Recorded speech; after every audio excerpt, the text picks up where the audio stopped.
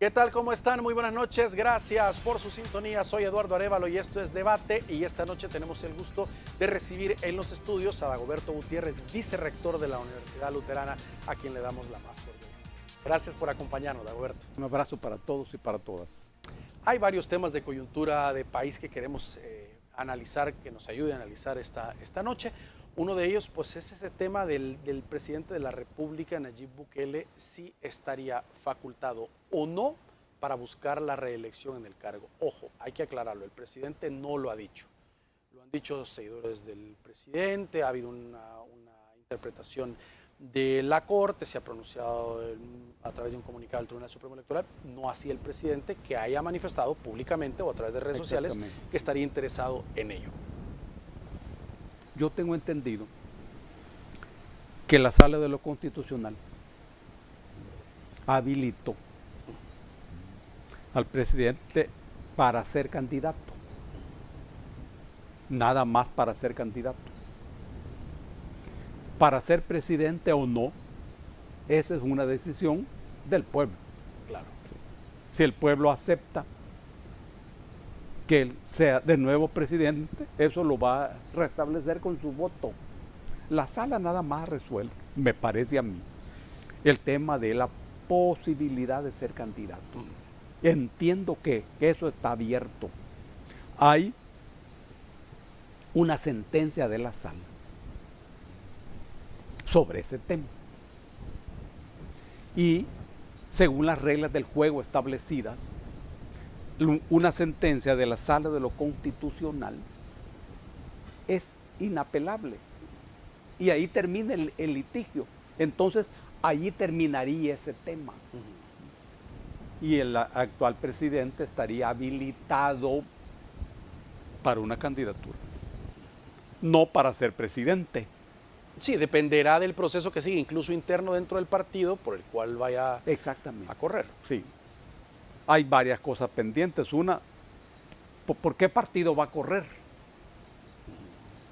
Eso está pendiente. Porque él corrió por Gana, pero está también Nuevas Ideas, que es el partido. Sí, sí. Ese es un tema que hay que discutir. Ellos tienen gente muy inteligente, muy conocedora para resolver eso. El otro punto es la renuncia o no del presidente. 6 meses antes de la elección, aseguran algunos. Porque ocurre que la sentencia de la sala sobre este mismo punto no se refiere a renuncia, sino a que se pida licencia. Y la figura de la licencia es diferente a la renuncia. Esos son temas que ellos lo van a resolver.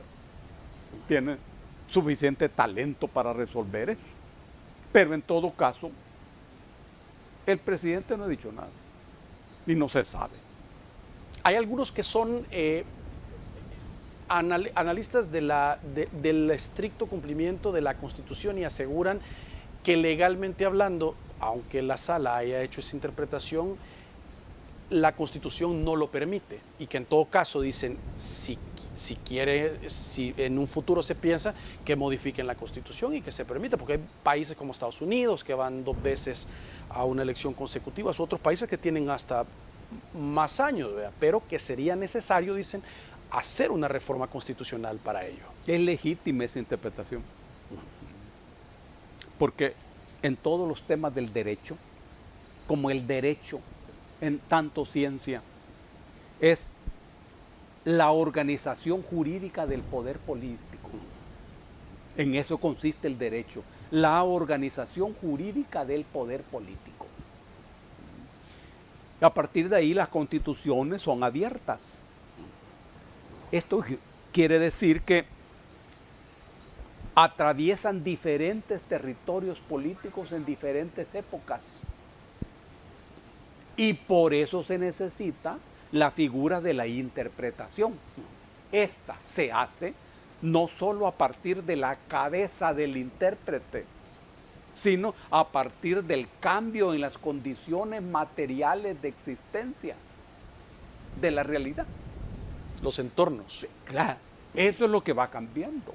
Si la Constitución no se adapta a esos cambios, deja de ser útil y deja de ser importante. siendo las constituciones abiertas, admiten esa interpretación. Eso es lo que ha ocurrido aquí, a mi juicio.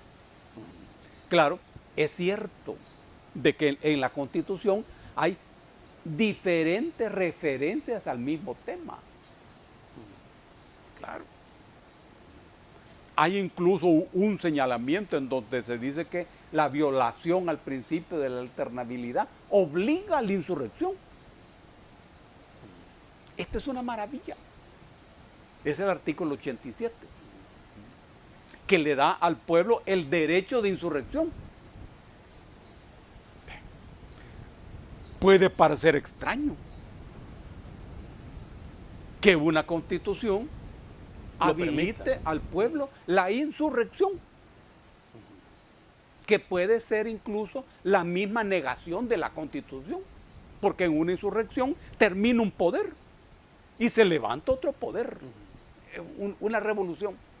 Ojo, pero es que la insurrección a la que se refiere la Constitución es al golpe de Estado. No es la insurrección popular. No. Jamás imagínate una constitución como esta. No, es al golpe de Estado. Las constituciones son maravillosas. Y los que las hacen son más maravillosos todavía. Siendo el golpe de Estado un elemento de la realidad, hay que someterlo a control. No se puede negar el golpe de Estado, hay que regularlo. Eso es lo que hace el artículo 87. Se reconoce el derecho del pueblo a la insurrección para el solo objeto de restituir este aspecto o por graves violaciones a los derechos humanos. Es el golpe de Estado. Y es que todas esas referencias tocan el tema de los gobiernos militares. Ahí no se dice que las constituciones no son textos históricos, ¿verdad? Pero se refiere justamente a eso, a que se necesitaba que la tanda que cumplía su periodo saliera y le diera la oportunidad a la siguiente tanda. Ese es el punto. Por eso ahora ha habido, según entiendo, una nueva interpretación, que es legal y que es legítimo. Hay algunos que dicen que en materia electoral, el máximo ente no es la Sala de lo Constitucional, sino el Tribunal Supremo Electoral en materia electoral puramente hablando. ¿Quién tendría que decidir? Esa opinión, a mi juicio, es correcta. En materia electoral. Claro. Y en todo lo que en materia electoral tenga que ver con la Constitución, y casi todo tiene que ver con la Constitución, entonces es la Sala de lo Constitucional. Pero en materia electoral, sí, claro, referido a los procedimientos, a las fechas, a los métodos, lo electoral es el Tribunal Supremo Electoral. Este tema en específico no correspondía a su criterio al tribunal, sino a la sala. Claro, es el tema de la reelección. Eso no lo resuelve el tribunal. El tribunal, no. Lo resuelve la sala. Ahora, es muy saludable que haya una discusión sobre el tema, como la que se está dando. Gana la sociedad y gana el pueblo, porque normalmente el tema de la Constitución no gana la atención de la gente. En el día a día no. No, porque se entiende, quizás correctamente, que la vida contante y sonante no tiene que ver con la Constitución, o que la Constitución no tiene que ver con el pan, con los frijoles, con las tortillas, con el pago de la pieza. Y entonces, ¿para qué detenerme en eso? Y no dejan de tener algo de razón los que piensan así. Pero no es totalmente cierto. No. Porque las constituciones no son obra de los abogados. ni de los juristas, ni de los pensadores, no, sino de los que tienen el poder. Toda constitución es un acto de poder. Y cuando yo puedo establecer una constitución, fijo ahí mis intereses, aprovechando que tengo el poder para hacerlo. Después ya no lo voy a tener. Ahora, hay algunos incluso que van más allá en el análisis, esta discusión que se está teniendo sobre el tema, y dicen, la sala pues ha emitido una consideración al respecto, pero dicen, esta sala fue impuesto, por ende las decisiones que tome esta sala carecen de validad jurídica y legal. Eso es otro análisis de discusión que también lo manejan diversas organizaciones. Brillante, brillante. Es así. Es un argumento político que tiene que ver con el poder, justamente. Porque el actual gobierno expresa otro poder.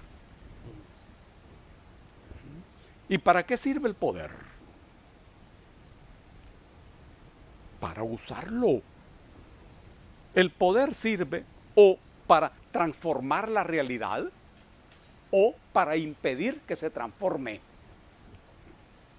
Todo poder es una relación social. Es decir, que el poder solo opera entre los seres humanos, que somos el animal más peligroso. 2. El poder se basa en la diferencia de recursos. Todo poder se basa en la diferencia de recursos. Y 3. El poder sirve para transformar la realidad o para impedir que cambie. El poder no es una cosa que yo me la echo a la bolsa. No. Tengo que usarlo. Aquí hay eso. Hay un nuevo grupo clasista que tiene el control del aparato del Estado. Por primera vez en la historia no es la oligarquía tradicional, no. ¿Quién es? Ni la burguesía. Tampoco. Dicho sea de paso, la burguesía en el capitalismo primitivo del Salvador es muy débil, balbuceante. Es una pequeña burguesía empresarial. Pequeña burguesía empresarial. Pequeño burgués como vos o como yo, que no somos obreros, no somos campesinos, que son las clases sociales fundamentales en una sociedad como la salvadoreña, ¿no? Pequeña burguesía empresarial. Llega al control del aparato del Estado a partir de una avalancha de votos de la gente, que hasta ahora era la esencia de la democracia. Siempre se dijo y se dice que en una sociedad hay democracia cuando la gente vota. Bueno, eso es lo que ocurrió aquí. Una avalancha de votos. Le dio el poder a otro sector que no tiene que ver con partidos políticos. Mira qué fenómeno. Cómo se rompió el modelo establecido a partir del fin de la guerra popular de 20 años, que le entregó el monopolio del aparato del Estado a los partidos políticos. Y luego se los quitó. Eso, la entrega del monopolio, no lo hizo el pueblo. No. Pero el pueblo, 30 años después, les quitó ese monopolio. Y se lo entregó a un sector que no viene de los partidos políticos. Muy bien, ese sector está usando el poder. Vamos a hacer una pausa y vamos a continuar el análisis. Por favor, acompáñenos, ya regresamos.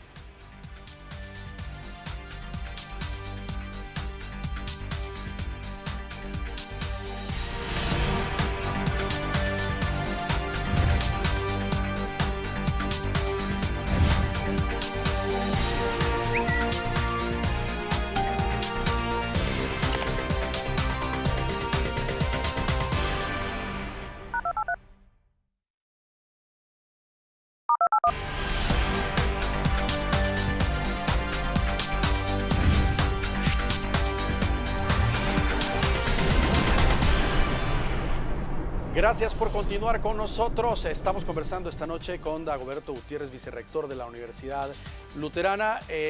Dagoberto, siempre usted que viene al estudio siempre trae bibliografía, siempre trae libros. A ver qué nos trae, Es cierto, qué nos trae es esta cierto. noche. Este día traigo este libro extraordinario, Los procesos de independencia de Centroamérica, del doctor Adolfo Bonilla Bonilla. Es una nueva visión de los acontecimientos que tienen que ver con la independencia. Aquí se destaca el papel de la Constitución de Cádiz, que se aprobó allá en Europa, en España, en 1812, un año después del 1811, memorable para la lucha. Recomiendo este libro de Adolfo, extraordinario. Hay que saber un poquito de historia. Y este es el libro de Verne Ayala, El enigma de Menelao. Es la última novela de Verne. Fina, una prosa audaz, sobre el acontecimiento del asesinato de los sacerdotes jesuitas. Es un tema palpitante de permanente actualidad. Búsquenlo, búsquenlo. Y quiero hacer un saludo a don Jorge Castaneda, de Huayúa, de Huayúa, a su familia, a su hijo Jorgito, a sus amigos en la ciudad de Huayúa, que ha de estar haciendo un gran frío en Huayúa. Cuídense mucho, abríguense mucho. Muy bien. Lo mejor de la vida para don Jorge Castaneda. A ver, Dagoberto, viene una elección donde se juega básicamente el todo por el todo y muchos se preguntan si el presidente, como usted decía, avalado según su análisis como candidato, va por cualquiera de los partidos y decide que va a ser candidato a la presidencia y luego va a las elecciones, ¿qué tanto su figura como candidato podría influenciar otra vez el voto para diputados en la Asamblea Legislativa y se pueda replicar lo que ocurrió en la elección anterior, la figura dominante del presidente en otras votaciones? A mí me parece que hay dos aspectos que están jugando en todo esto. Lo primero es lo político. Y lo segundo, derivado de lo político, es lo electoral. Lo electoral es hijo de lo político. El gran continente de la vida en la sociedad es el continente político. Ahí se juega el poder. En lo electoral no siempre se juega el poder, pero se juegan los cargos. En este momento, el énfasis de la coyuntura está puesta en el territorio político. En la medida en que hay un proceso político que avanza en el filo del proceso histórico. Ese proceso político consiste en la transformación del aparato del Estado y en el proceso de recuperación del Estado. Hay que saber que desde que la guerra civil terminó, hace más de 30 años, en el país se montó un proceso cuya filosofía política es el neoliberalismo. Según esta filosofía, el mercado es el rey y la reina, y el Estado es el sirviente, el esclavo de ese mercado. Eso, para recuperar al Estado, necesita ser transformado. Y el Estado, es decir, el aparato por el cual la gente vota, defendido y recuperado. Llamémosle a este proceso modernización. Llamémosle transformación. Si el gobierno no es un gobierno oligárquico, ni es un gobierno controlado por la oligarquía tradicional, es un proceso importante, nuevo. El pueblo con su maravilloso olfato político, se da cuenta que aquí hay algo nuevo. Y hasta ahora respalda con su apoyo, con sus votos, al proceso. Eso es lo que ha ocurrido exactamente en la elección anterior. La gente votó por el presidente, por el proyecto, y es así como los diputados obtuvieron mayoría, nuevas ideas. Y la pregunta es, ¿eso podría continuar? ¿La gente va a ver el proyecto, va a ver al presidente o regresa a la forma anterior de votación y dice, ok, ellos son los que representan a mi departamento, voy a evaluar cómo que han trabajado, voy a evaluar las actuaciones que han tenido en la asamblea y voy a dar mi voto? ¿O va por el proyecto? Sí. Podría ir por el proyecto. Exactamente. Ahí estamos situándonos en el terreno electoral. Trabajemos un poco el terreno electoral. Lo que está frente al gobierno, ¿es oposición o es contraparte? En una mirada superficial y ligera, yo puedo pensar que es oposición, pero en el sentido de que se opone, nada más en ese sentido, semántico de la cosa. ¿Por qué ocurre que la oposición siempre aparece vinculada a partidos políticos? Según las reglas del juego, la oposición es dependiendo de partidos políticos. Eso no aparece aquí. Ni Arena ni el Frente. No aparecen los partidos. Ahora, pero sigámosle llamando oposición. Esa oposición se opone a la candidatura o se opone al proceso político. No lo sabemos. Ellos sabrán, pero es diferente. Porque si yo me opongo al proceso político, es una posición muy política y muy de fondo. Diferente hacia una persona. Esa es otra cosa. Correcto. Es otra cosa. Ese es muy histórico. Muy histórico. Ellos lo saben. Porque en ese bloque que le vamos a llamar de contraparte, la contraparte,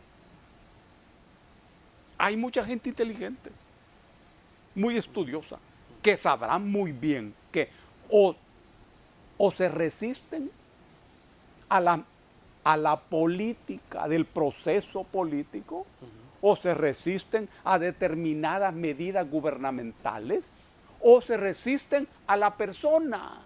Esta es otra cosa. Cuando hablamos de la candidatura, una candidatura, estamos hablando de una persona, del candidato. Claro. Ojo, pero la candidatura es una construcción ideológica maravillosa, Eduardo, que expresa la cabeza malévola de los europeos, de las burguesías europeas, porque la candidatura resulta ser una construcción ideológica que adentro tiene a una persona.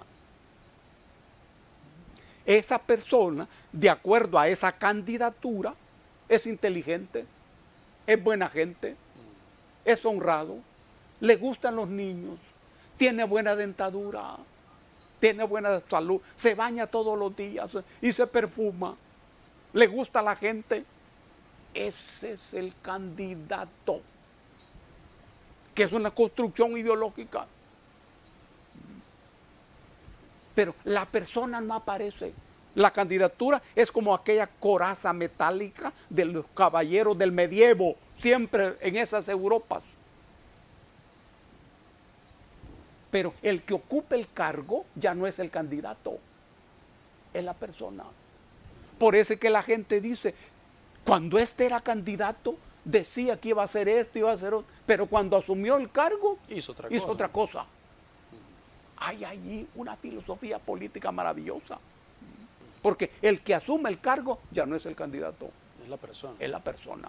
Pero la persona no es la que se comprometió con la gente en la campaña electoral. La que se comprometió es el candidato, pero es un invento. Muy bien.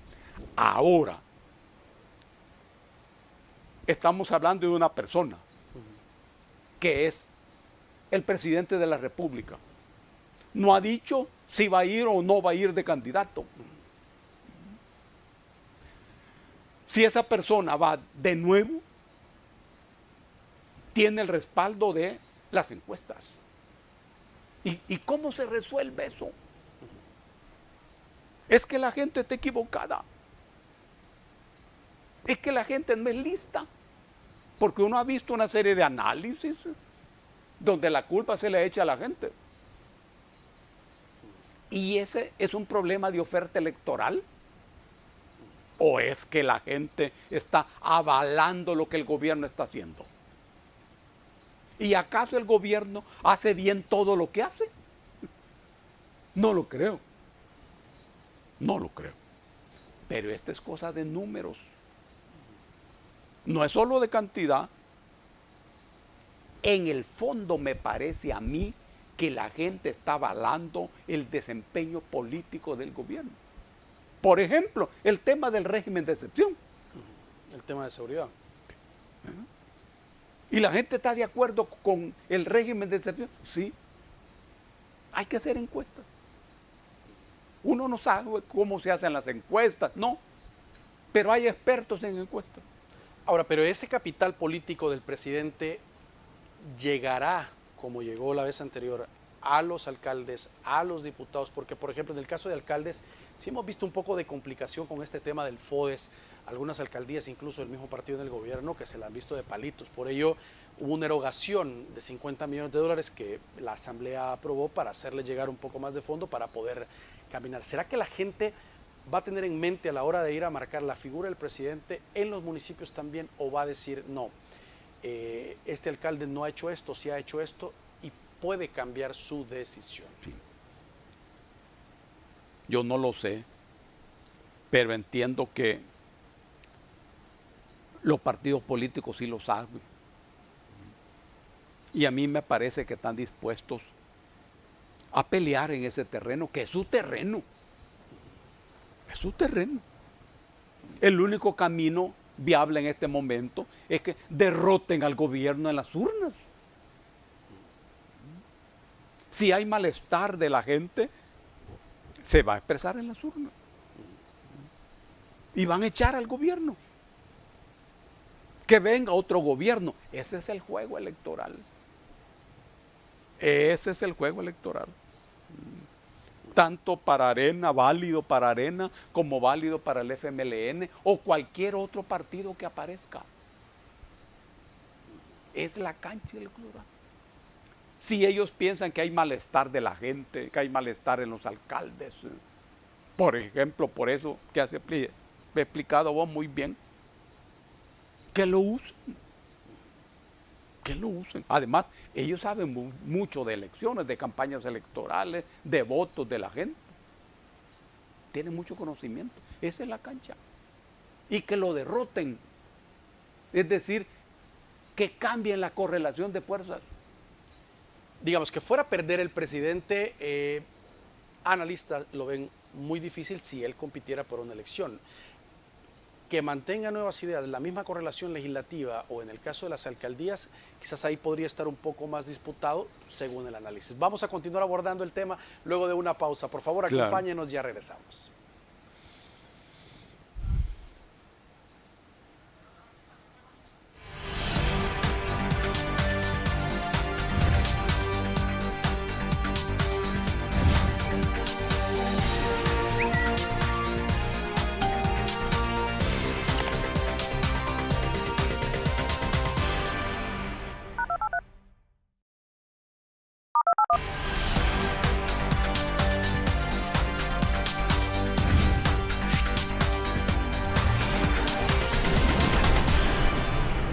Muy bien, gracias por continuar con nosotros. Dagoberto Gutiérrez con nosotros esta noche. Y Dagoberto, hay que decirlo, qué podría pasar, no qué va a pasar, no cómo sabe lo que va a pasar, pero sí qué podría pasar o qué oportunidad tienen los partidos tradicionales, Arena y FMLN, en estas elecciones 2024, pues que se avecinan.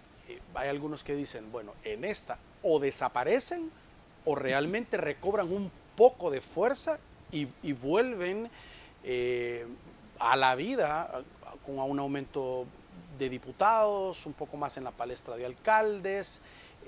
Se puede definir todo en esta elección que viene para ellos. ¿Cómo no? Sí. Yo no miro muy bondadosa la situación de los partidos políticos. Pueda que lo sea y uno no lo mire. Pero los dirigentes de los partidos sí están viendo otra realidad, a lo mejor. Ahí hay gente muy inteligente, con capacidad analítica y capacidad de estudio. Y están situando la coyuntura en el lomo del proceso histórico, que es algo que no conviene perder de vista. El proceso histórico. Toda coyuntura es parte de un proceso histórico. Yo sé que ellos lo manejan así. Y aquí solo falta saber qué es lo que dice el pueblo.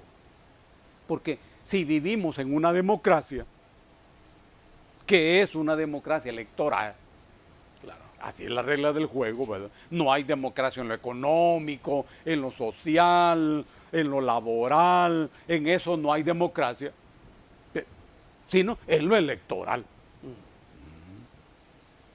Por eso es que incluso figuras constitucionales como el amparo, el derecho de amparo, no juega en lo laboral. ¿Qué te parece? Porque la democracia llega hasta las elecciones, el voto de la gente. Así es, en Occidente. Bueno, es justamente el terreno en donde los partidos políticos son fuertes. Son fuertes. Ahora, si no van a ir estos partidos políticos, es a partir de su reflexión analítica. ¿Tienen candidatos los partidos políticos para alcaldes, para diputados? Yo creo que sí. Yo creo que sí. Y como muy bien lo has dicho, una cosa es el universo político y otra cosa es el universo electoral. Porque electoralmente siempre pueden tener sus diputados, alcaldes, y asegurar una voz. Ahora, tienen posibilidad de cambiar la correlación de fuerzas, eso uno no lo mira, pero ellos sí. Ellos sí, porque ellos saben mucho más que uno sobre esas cosas. Un cambio en la correlación de fuerzas de la Asamblea Legislativa. O un cambio en la correlación del gobierno local, de los gobiernos locales. Que como lo sabemos, es otro terreno. Es otro terreno. El alcalde es el funcionario que está más pegado a la gente. Y la gente sabe lo que hace este alcalde. O qué es lo que no hace y debiera hacer. O lo que hace y no debiera hacer. Eso se sabe muy bien. Bueno, que lo derroten allá al gobierno. Es que las cartas están echadas. Ahora, Dagoberto, hay algunos que dicen, estamos llegando casi a un partido único, con nuevas ideas, con la cantidad de votos que le dio la población. He escuchado a algunos que dicen, eso no es democrático porque no es sano tener solo un partido fuerte en contienda, y otros que dicen, bueno, al final fue la población la que votó y decidió que así quedara la correlación en el legislativo. Es que se está viendo los peligros de la democracia. Bueno, si la democracia consiste en que la gente vote y que lo que se hace tenga algo que ver con lo que la gente decide en las urnas, y hoy aparece que esa democracia es peligrosa. Bueno, y entonces hay que prohibirle a la gente que vote de determinada manera. Por ejemplo, prohibido que vote por nuevas ideas. O puede votar por nuevas ideas hasta un 40%. ¿Se puede legislar de semejante manera? No se puede. ¿Y cómo lo van a resolver? ¿Cómo lo van a resolver? Ese voto de la gente expresa ignorancia de la gente. No. Si sabemos de votación, ¿desde cuándo venimos votando? ¿Desde cuándo? ¿Y cuál es el programa que ha sido puesto en la calle? Transformaciones de modernización. Eso está presente desde 1967, cuando fuimos con el Partido Acción Renovadora. Estaba chiquito, chiquito, allí en Chalchuapa o en Olocuilta. El candidato fue el doctor Fabio Castillo Figueroa. Desde allí, la Unión Nacional Opositora, la Democracia Cristiana, el UDN, bueno, y el pueblo ha venido haciendo escuela. Escuela. Vino la guerra, se votó en medio de la guerra. Y hoy ocurre que es un gran problema que la gente vote de esa manera. ¿Y qué se va a hacer? ¿Qué se va a hacer? Incluso por eso está hasta el sistema de residuos para dar un balance en alguna de la medida, tratando de equilibrar poder en la Asamblea. Hay que preparar a los partidos para que trabajen mejor. Hay que formar mejores candidatos. Es que es un problema estructural. Se habla, como vos decís, de un partido único. Bueno, y esa es la voluntad de la gente. Un gran lío. La democracia presenta ciertos problemas cuando la gente la asume, así como ocurre aquí. Pero los partidos políticos saben cómo pelear con eso. Saben que tienen que buscar nuevos candidatos. Sobre todo candidatos que no vengan de los partidos políticos. ¿Ve renovación usted en los partidos tradicionales en El Salvador en este momento, por lo menos lo que han mostrado, Arena y FMLN? Es que lo han de tener muy secreto. Que lo tienen. Porque no creo que no lo tengan. Es que resulta muy difícil, pero lo tienen muy guardado. Es poca gente la que lo sabe. No lo han tirado a los diarios ni a la televisión, pero lo tienen. Gente nueva, ellos necesitan gente nueva, pero sobre todo ideas nuevas. Y eso es más difícil, pero lo van a lograr.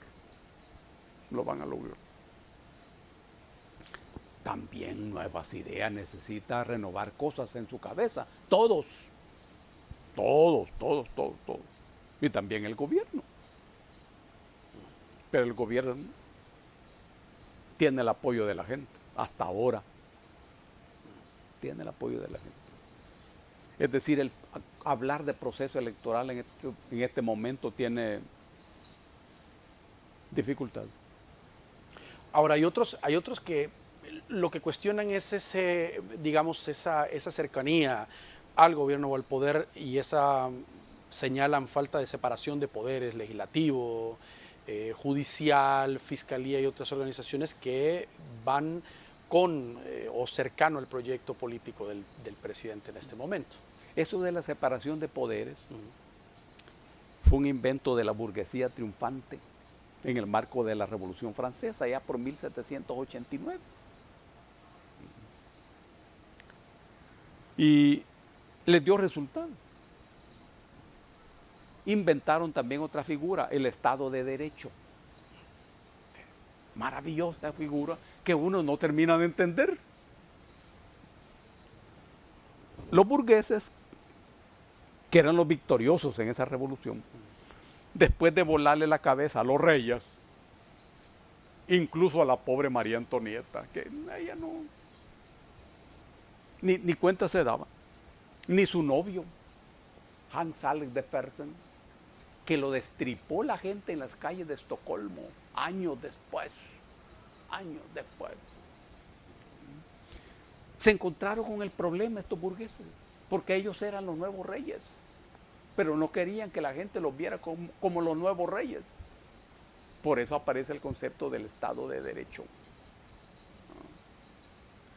en donde el Estado produce la ley y se somete a la ley.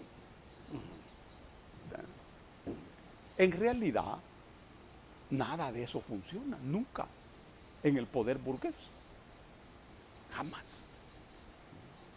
El momento en que una asamblea legislativa funcione aparte del poder ejecutivo, ya se sabe que ese presidente no puede gobernar.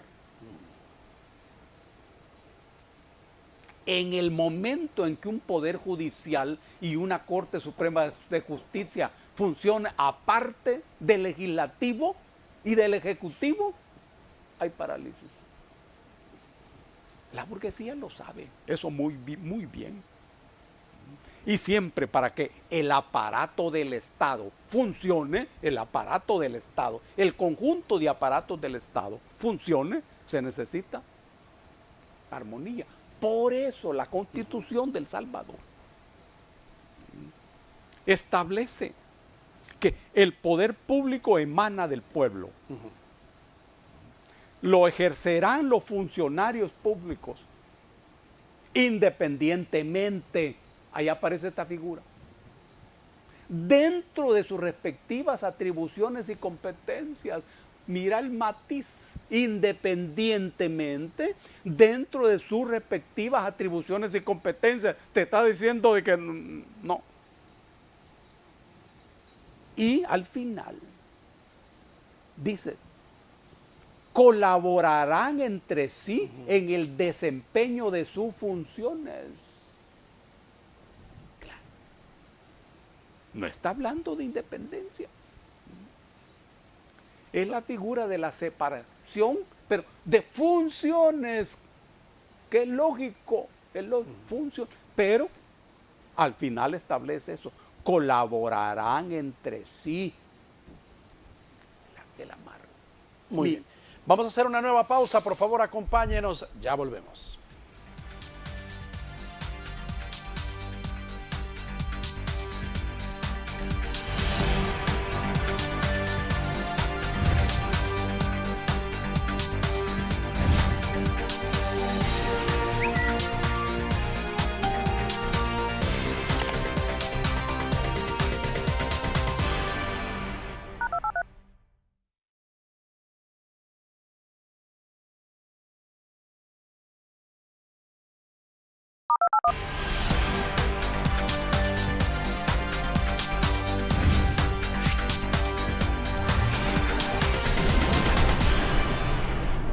Gracias por continuar con nosotros, Dagoberto. Por supuesto, no podemos dejar de hablar del tema de seguridad, de lo que está ocurriendo con el régimen de excepción, la cantidad de detenciones y la percepción que mencionábamos en el segmento rápidamente anterior que tiene la población del trabajo del gobierno en materia de seguridad.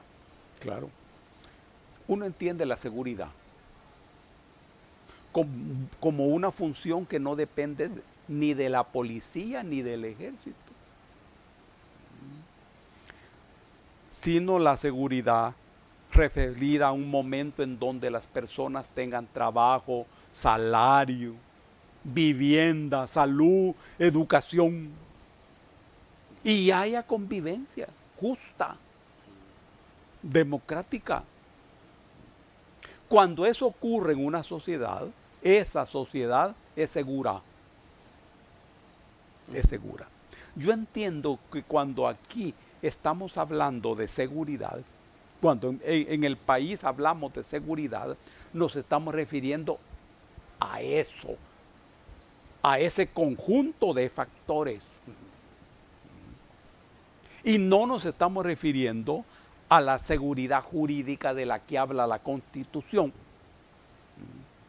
con la trilogía axiológica: justicia social, seguridad jurídica y bien común. No. entiendo que no nos estamos refiriendo a eso. Eso fue lo mismo que en los años 30 planteó Hitler en Alemania. Esas tres mismas cosas. Ahora, hay una seguridad que se llama seguridad pública, la que tiene que ver con los cuerpos de seguridad. Correcto. Esa es más afín al tema del régimen de excepción. El régimen de excepción resulta ser una figura no nueva, antigua, pero que en nuestra Constitución aparece muy bien tratada, del 29 al 31. Después de los derechos individuales, es como un recordatorio ominoso de que yo, el Estado, te doy a vos derechos, pero también te los quito en determinadas circunstancias. Ese es el régimen de excepción. Hay países como Colombia, por ejemplo, donde han vivido hasta 100 años bajo régimen de excepción. Hasta 100 años. Aquí no. ¿Cuándo aparece el régimen de excepción? Cuando el Estado se considera que está amenazado. Como ocurrió en la guerra y como ocurre hoy en este momento con el tema del alza de homicidios. Exactamente. Y en la misma Constitución están establecidas las circunstancias a las que se puede apelar para establecer el régimen de excepción. Y en este momento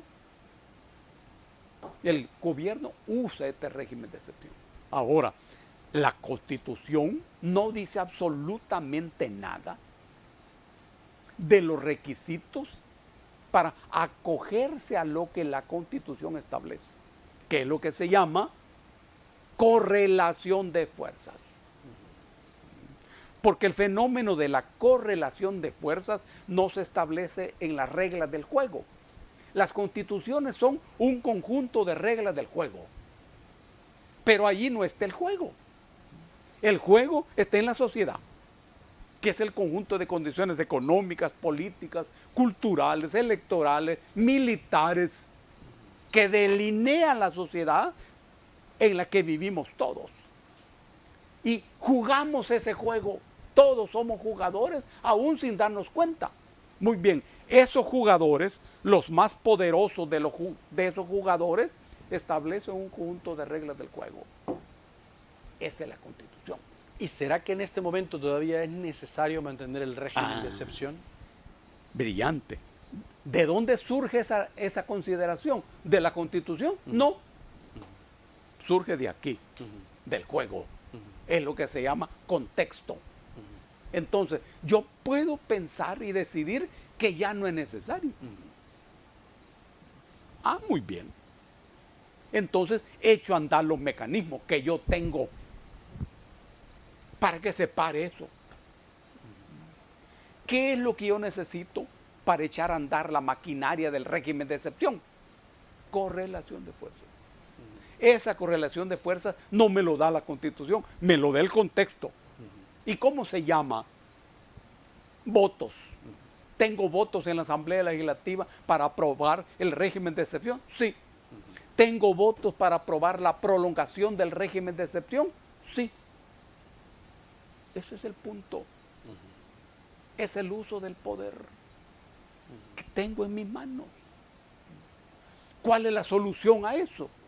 Solo hay una solución: cambiar la correlación en la Asamblea Legislativa. Es que hay algunos que dicen, este tema sin duda es de un componente social, un componente de seguridad o inseguridad de la población, pero también lleva de fondo un componente político que da rédito al gobierno y lo pueden llevar hasta donde sea necesario para obtenerlo.